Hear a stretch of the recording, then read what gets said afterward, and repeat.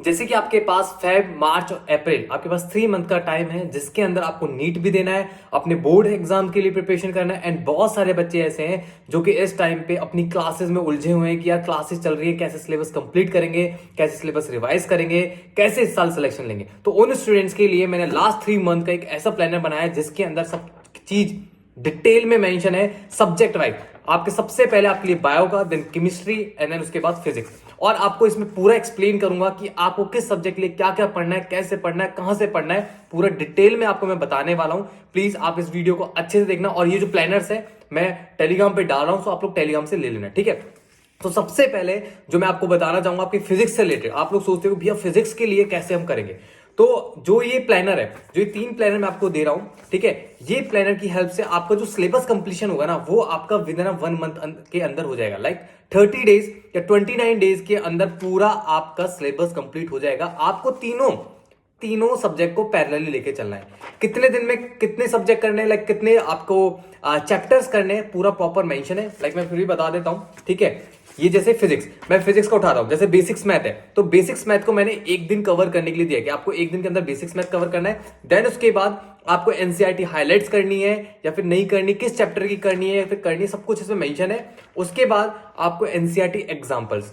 NCERT बच्चे बहुत पूछते हैं कि भैया हमें लास्ट एक्सरसाइज बायो की सॉल्व करनी चाहिए या फिर फिजिक्स की सॉल्व करनी चाहिए, फिर केमिस्ट्री की। सभी कुछ इसमें अच्छे से मेंशन है। जैसे फिजिक्स में इस बात करता हूं तो किस किस चैप्टर के आपको एग्जांपल सॉल्व करने हैं, किसके आपको लास्ट एक्सरसाइज सॉल्व करनी है, किस चैप्टर की आपको डिटेल में एनसीईआरटी पढ़नी है, पूरा इसमें चैप्टर पूरा मेंशन है। जो टिक हुआ रखा है वो करना है, ठीक है। देन उसके बाद आता है आपका पीवाईक्यू। पीवाईक्यूज एंड ऑल आपके लिए बहुत इंपॉर्टेंट है। देखो यार, पीवाईक्यू से रिलेटेड बच्चे बहुत डाउट रहता है कि यार भैया पीवाईक्यूज को क्यों हम मल्टीपल टाइम क्यों प्रैक्टिस करें।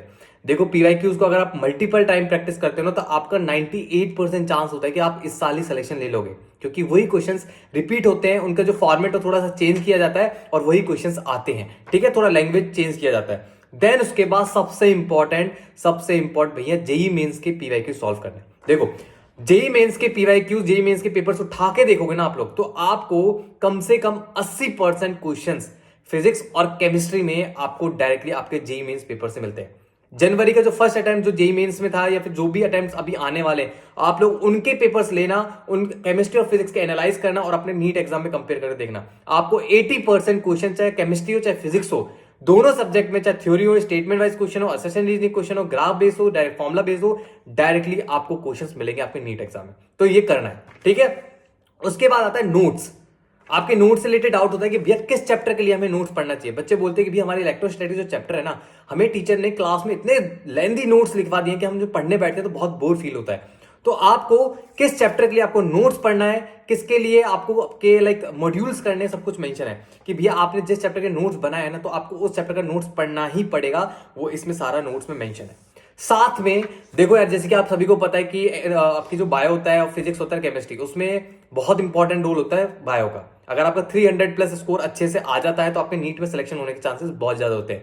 बट फिजिक्स में अगर आप लोग 120-100 नंबर भी क्रॉस कर लेते हो ना, तो आपका कॉन्फिडेंस बहुत अच्छा होता है और सिलेक्शन होने के भी चांसेस होते हैं। तो फिजिक्स में 45 क्वेश्चन आते हैं। 45 क्वेश्चन में से 30 to 35 direct formula based question आते हैं। तो अगर आपको 110 120 प्लस नंबर लाने हैं फिजिक्स में, तो इसके अंदर जो शॉर्ट नोट्स बनाने के लिए मैंने बोल रखा है ना, उन चैप्टर्स के आप लोग शॉर्ट नोट्स बनाना, उनके फॉर्मुलेस रटना, या फिर जैसे आप लोग कंसेप्ट बना सकते हो कंसेप्ट बनाओ, क्वेश्चन प्रैक्टिस करो। जो पे शॉर्ट नोट्स के जिन चैप्टर का टिक लगा हुआ है ना, उन्हें आप करना, आपके आराम से 110 120 प्लस नंबर आ जाएंगे। देन उसके बाद आता है आपका थ्योरी क्वेश्चन। देखो कुछ चैप्टर्स ऐसे हैं फिजिक्स में जो बच्चा आइडेंटिफाई नहीं कर पाता कि भैया इस चैप्टर से थ्योरी क्वेश्चन आते हैं, इस चैप्टर से डायरेक्ट फॉर्मुला बेस्ड क्वेश्चन आते हैं, इससे ग्राफ आता है। तो देखो ब्लू कलर से ना, ब्लू कलर से क्वेश्चंस लिखे हुए हैं, ठीक है। इनमें क्या करना है आपको, यहाँ पे जो टी लिखता है, जो टी शो करता है वो थ्योरी, और जो एफ शो करता है वो शो करता है आपका फॉर्मुला बेस्ड क्वेश्चन, और जी शो करता है आपका ग्राफ। तो जिस चैप्टर के सामने एफ लिख रहा है वो आपका फॉर्मुला बेस्ड क्वेश्चन आते हैं उस चैप्टर से, और जिस चैप्टर का आपने टी लिख रहा है उसे थ्योरी क्वेश्चन आते हैं, और जिस चैप्टर के सामने आपका जी लिख रहा है उसे ग्राफ बेस्ड क्वेश्चन आते हैं। ये चीज आप ध्यान रखना प्लीज, केमिस्ट्री में और फिजिक्स में दोनों में मैंने मेंशन किया हुआ है। देन उसके बाद आपके परसेंट कि भैया किस चैप्टर का कितना वेटेज है, कितने लास्ट ईयर में क्वेश्चंस पूछे गए हैं, वो सारा मैंने यहाँ पे मेंशन कर दिया है। कितने चैप्टर में, किस चैप्टर में कितने कितने क्वेश्चंस पूछे गए हैं, क्या फ्रीक्वेंसी, आपको उसके बेसिस पे आपको अपना प्रिपरेशन करना है। तो सेम मैंने तीनों सब्जेक्ट के लिए फिजिक्स, केमिस्ट्री, बायो पूरा अच्छे से मैंने इसमें पूरा डाल दिया है और प्लीज आप टेलीग्राम से ले लेना, इन्हें फॉलो करना। अब उसके बाद आते हैं बायो में। बायो में अब आपको ये बताने वाला हूं कि कंटेंट कैसा करना है, कहां से करना है। देखो आप लोगों को है ना, अगर थ्योरी क्वेश्चंस करने हैं, स्टेटमेंट वाइज क्वेश्चन करने हैं, डायरेक्ट फॉर्मुला बेस्ड क्वेश्चन करने हैं, तो आपको कुछ एक ऐसा कंटेंट चाहिए जो कि आप सभी को कम टाइम में बहुत ज्यादा गेन हो। ठीक है, तो उसके लिए जैसे आपके स्क्रीन पे शो हो रहा होगा, मैं पहले सबसे पहले बायो के लिए बता देता हूं, बट कॉमनली हम तीनों सब्जेक्ट को डील करके चलेंगे। ठीक है, तो जो अभी स्क्रीन पे शो हो रहा है, नीट एसेंशियल ऐप एक आपके लिए बहुत हेल्पफुल है, बहुत हेल्पफुल। कैसे? देखो इसमें साइड में टैब ओपन होंगे, 3 टैब ओपन होंगे, पीवाईक्यू मार्क एनसीईआरटी, ठीक है, एनसीईआरटी अभ्यास and PYQ mark bio NCERT. पहले मैं डिस्कस करूंगा आपके साथ पीवाईक्यू मार्क एनसीईआरटी।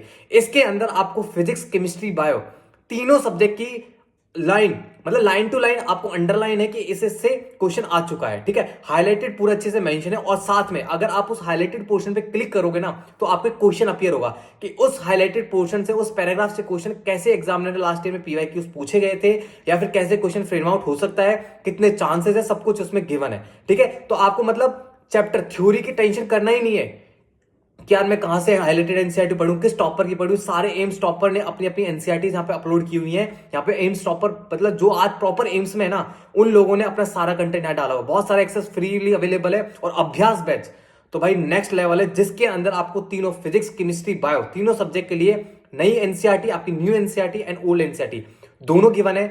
जैसे कि आपका सिलेबस रिड्यूस हुआ है, नई एनसीईआरटीज आई हैं, उनके बेसिस पे आपको जो पैराग्राफ से एनसीईआरटी को हाईलाइटेड है, साथ में आपको मेंशन है कि किससे पीवाईक्यूज आ चुका है और इस पैराग्राफ से कैसे कैसे क्वेश्चन पूछा गया है। ठीक है, और सबसे इंपॉर्टेंट, आपको हर एक एनसीईआरटी के हर एक पेज से कितने कितने क्वेश्चंस बन चुके हैं, आ सकते हैं, आ चुके हैं, सब कुछ मेंशन है। कितने क्वेश्चंस कैसे आपको प्रैक्टिस करने हैं। आप किसी भी पैराग्राफ पे क्लिक करोगे, फिर रैंडमली एनसीईआरटी के पेज नंबर 3, 4, 5 कोई भी ओपन करोगे, तो वहां पे आपको नंबर ऑफ क्वेश्चन के इस पेज नंबर से कितने क्वेश्चन पूछे जा सकते हैं। उसके बाद आपका आता है पीवाईक्यू मार्क बायो एनसीईआरटी, सबसे इंपॉर्टेंट है ये, तो आपको वैसी एक्सेस अवेलेबल है, आप जाना चेक करना। इसके अंदर आपको एक एक लाइन में मेंशन है कि भैया लास्ट 2020 में, 2019, 18, 17 में इस पैराग्राफ से पीवाईक्यूज पूछा गया था, वो भी असेशन था या फिर स्टेटमेंट वाइज क्वेश्चन था या ग्राफ वाइज क्वेश्चन है, तीनों सब्जेक्ट की आपको अवेलेबल है। और सबसे और ज्यादा इंपॉर्टेंट जो ऐप का फीचर है कि यार आपको इसमें डाउट सॉल्विंग मिलता है। अगर आपको कोई पैराग्राफ, अभ्यास बैच में अगर आपको कोई पैराग्राफ अच्छे से समझ नहीं आता है, तो आप उसका लेक्चर्स भी देख सकते हैं। ठीक है, तो ये मैंने जो प्लानर जो बनाया है ना बायो का, इसके अंदर मैंने मेंशन कर दिया कि किस चैप्टर के लिए आपको कितने दिन आपको स्पेंड करने की, जैसे आपको लिविंग वर्ड है उसको आपको आधे एक दिन में कर लेना है। ठीक है, एक दिन या आधे दिन के अंदर कर लेना है। उसके लिए फिर आपको एनसीईआरटी हाईलाइट करना है, एनसीईआरटी एग्जांपल्स करने हैं, पीवाईक्यूज करने हैं, फिर जेईई मेंस को, इसको कोई रोल है ही नहीं इसमें जेईई मेंस का। ठीक है, देन उसके बाद नोट्स, किस चैप्टर के आपको नोट्स पढ़ने, जैसे यहाँ पे गिवन होगा, देखो नोट्स में मैंने मार्क किए हैं, और यहाँ देखो कुछ मार्क ही नहीं किया नोट्स में। क्यों? क्योंकि आपको नोट्स उन चैप्टर्स के बनाने हैं जिसमें मैंने हाईलाइटेड किया, क्योंकि आपके नोट से ही क्वेश्चन आते हैं उन चैप्टर्स में। ठीक है, उसके बाद आता है शॉर्ट नोट्स। शॉर्ट नोट्स बच्चे बोलते हैं भैया एनसीईआरटी पढ़े या फिर शॉर्ट नोट्स बनाए। देखो यार, अगर आप लोग डायरेक्टली एनसीईआरटी पढ़ोगे ना, तो आपके लिए ना मतलब एक टाइम बाद, अगर बहुत बार एनसीईआरटी आपने रीड की हुई है, तो आपके लिए इजी होगा उसको कम टाइम में रिवाइज करना। बट अगर आप अभी इनिशियल लेवल पे आप लोग एनसीईआरटी उठाओगे और ये चाहोगे कि मैं एक चैप्टर को आधे घंटे 15 मिनट में निपटा दूं, तो पॉसिबल नहीं है, उसको टाइम लगेगा। बट यार ऐसा भी तो कर सकते हो ना, जो चैप्टर बहुत इंपॉर्टेंट है, जिनसे आपके 300 प्लस स्कोर आ सकता है, उनके तो शॉर्ट नोट्स बना सकते हो ना आप लोग। तो वो चैप्टर्स मैंने मेंशन किए हुए हैं कि आपको इन चैप्टर्स के शॉर्ट नोट्स बनाने हैं, सब कुछ मैंने मेंशन किया है। देन उसके बाद आपसे इसमें सबसे इंपॉर्टेंट कि भैया क्वेश्चंस किस चैप्टर से असेशन रीजनिंग पूछे जाते हैं, किस से आपसे स्टेटमेंट वाइज क्वेश्चन पूछे जाते हैं, एंड किस चैप्टर से आपके थ्योरी क्वेश्चंस पूछे जाते हैं। वो सारे मैंने मेंशन किए हैं, ब्लू कलर से आपने मेंशन किया है कि किससे आपसे क्या कौन कौन से क्वेश्चन पूछे जाते हैं। ठीक है, तो आप चेक कर लेना। एंड उसके बाद वेटेज, कि किस टॉपिक का, किस चैप्टर का कितना वेटेज है, वो भी इसमें प्रॉपर्ली मेंशन है। तो आप लोग ये टेलीग्राम से ले लेना, अपनी स्टडी वॉल पे पेस्ट कर लेना, और इसके अकॉर्डिंग अपने 3 महीने प्रिपेयर करने हैं। ठीक है, तो ये जो मैंने 3 प्लानर आपको दिए ना, ये जो 3 प्लानर है, ये आपके 1 महीने के अंदर आपका पूरा सिलेबस हो जाएगा। 1 महीने के अंदर आपका पूरा सिलेबस हो जाएगा। अब आपके रिमेनिंग 2 महीने बचे। ठीक है, जनवरी निकल गया, फरवरी, मार्च, अप्रैल, फेब तो पूरा निकल जाएगा इनको कंप्लीट करने के बाद। ठीक है, मार्च और अप्रैल आपके 2 महीने आपके पास बचते हैं। मार्च और अप्रैल, मार्च के अंदर फिर से आपको इसी प्लानर के अकॉर्डिंग चलना है। बट अब करना क्या है कि आपको 1 वीक के अंदर एक तो फुल सिलेबस पेपर प्रैक्टिस करना है, और साथ में एक पेपर आपको पार्ट सिलेबस पेपर प्रैक्टिस करना है अकॉर्डिंग टू योर सिलेबस। ठीक है, जो आप इसमें करोगे उसके अकॉर्डिंग।